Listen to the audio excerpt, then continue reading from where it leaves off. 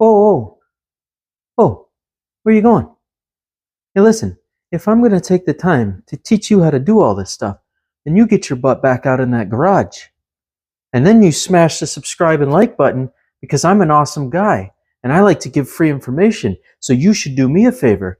But don't be walking away. We got things to learn today and to fix. So you better go grab your tools and get out in that garage right now. Right now. What are you waiting for? Go. Jeez. What is going on, guys? So I want to show you the best purchases that you can make for your bike, especially if you're like me and you own one of these DLX EFI Hawk versions and you have the ability to have, let's say, Android or iOS. You can download the Torque Pro app, which actually allows you to do a lot, especially if you have a Hawk. This allows you to monitor all of your sensors while you're driving and communicate with the bike and see exactly what's happening in real-time information. Everything from your revs to your fuel lean trims to everything. This literally lets you do everything and monitor everything, including the engine temperature while you're riding, so you can see what's going on with the bike. And I know a lot of people say the ELMs are crap, but if you make some adjustments in the Torque Pro app to speed up the communication between the device and the obviously EFI system, which requires the 6-pin connector connected in the front. If you guys can see that right there, it's a $6 connector. And these ELM 327s, these are so cheap, so cheap. Anyways, I actually mount mine in here when I ride. I just pulled it out so you guys can see how easily that connects. That communicates with my phone through Bluetooth, and as you can see, it is currently connected. So it says I have satellites, it says it's connected to my phone, which also has data. The Bluetooth is connected, and it is connected to the vehicle. So if I pull up my real-time information, you can see that the temperature right now currently of the bike is 104 degrees. It's telling me what my throttle input currently is. It's not running, so there's no speed or any of that. Secondary air stuff is not on here. I know this says no data supported, but I don't think I've set this up properly yet. I do have my fuel leans, which are ready to go. So it gave me my last readout plus the new one. You can see that the engine's lean from factory, but let's go ahead and start this thing up, and I'll show you what it looks like with all this stuff running. Okay, so give me 1 sec. I'll crank this up and I'll show you what's going on with the data. You can watch it for yourself. Find out if this is something that you want, because this allows you to not only do that, but do DTC code reading. It'll literally communicate with the device. As you can see, it'll communicate with the overall system, the ECU under the seat, and it will give you any codes if you have them, and run a inspection of the emissions control system to let you know if you would pass an emissions control in your state. I mean, literally owning this device with this bike is such a wonderful thing. I think every owner should be able to partake in. So like I said, the ELMs are considerably slower. If I was to do this on, let's say, my actual OBD2 reader, it would instantly communicate with it. And you can go through and readjust your settings for the KPW14. If you want it to just communicate KPW, you can also set it so that it doesn't try to communicate with the rest of the sensors. I know this bike doesn't have any codes, so it's going to tell me there's no fault codes. If it had them, it would pop those up. You could click on them. It would take you to the website where the parts are, most, generic codes, whatever. So, but let me crank this up. I'm going to show you what's going on with this thing with the live data so you can see for yourself. So here you go. I've just started it up. It's communicating with it, as you can see. So we'll pull this up. We'll let it finish connecting to the OBD2 again. It's going to check the protocols for the ISO 14. This is what I was telling you about the KPW. And then let's throw this back to the main screen. Give it a second to communicate. Now that I've restarted, it kind of had to catch up with itself. So as you can see, the engine temperature is now starting to go up. I have my throttle input. You can see my RPM range. I'm not moving, so it's not going to show any of that, but it will show my long-term and short-term fuel ratios going on right here. So as I said, the bike is now just starting to communicate with the ECU. It's communicating with the O2 sensors. Everything's kind of doing its thing. You can see it's starting to bounce around a little bit now. It's calculating its numbers. It's figuring out where it's at. So temperature's starting to go up.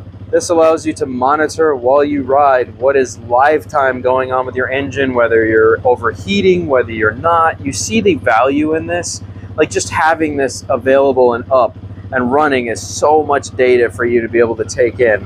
And it's as easy as just canceling it. If you're doing like GPS maps or something, you can cancel this and re-pop it up and it'll instantly start communicating again, as long as you have the ELM connected to the system.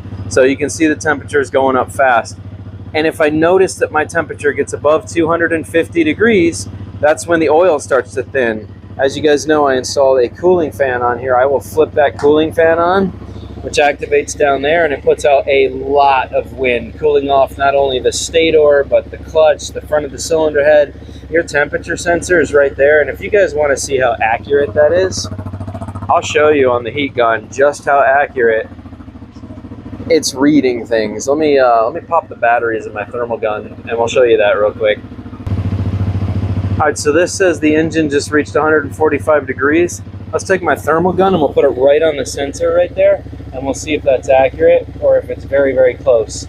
There you go, 146, and this says 149, 150. Let's go back down, see if that's accurate. Yep.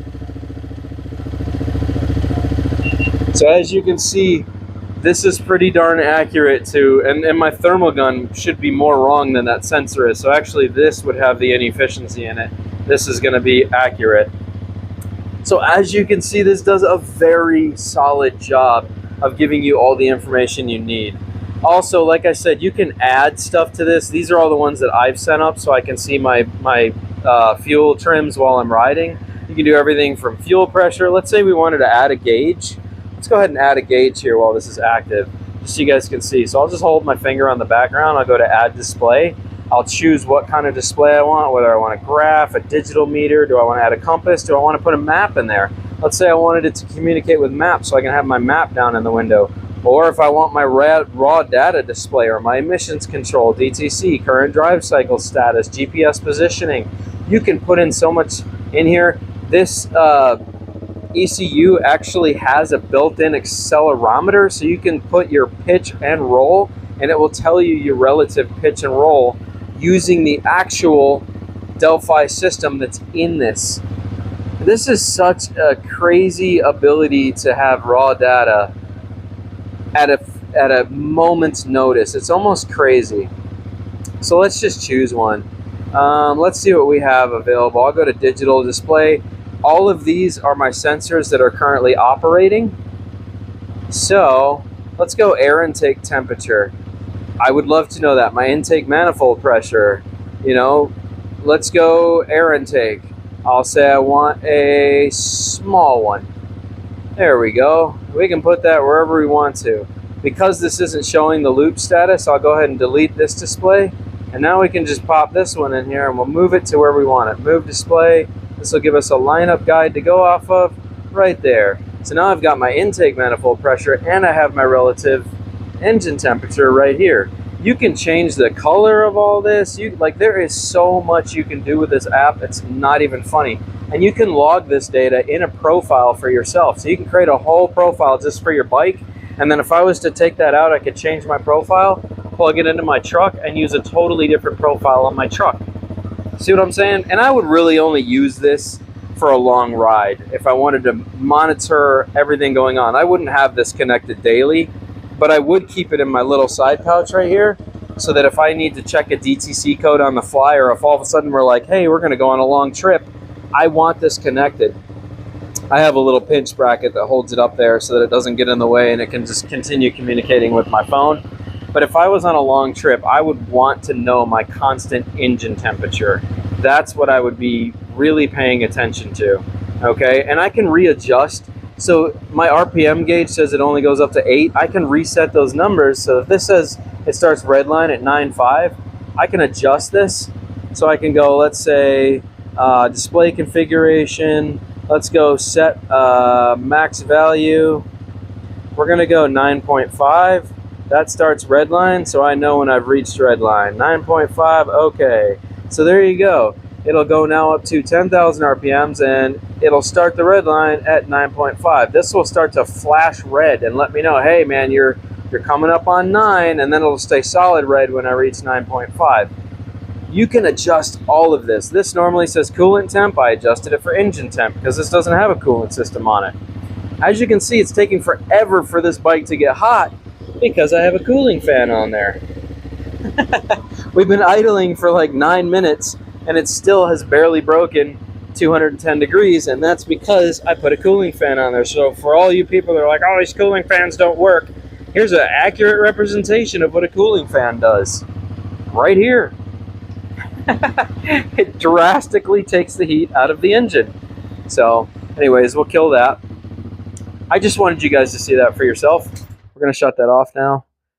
It should lose connection to the car. Should start flashing here pretty soon because I've disconnected it. It may still stay on for a sec just because it's still communicating slightly. As you can see, there's still a blinking light.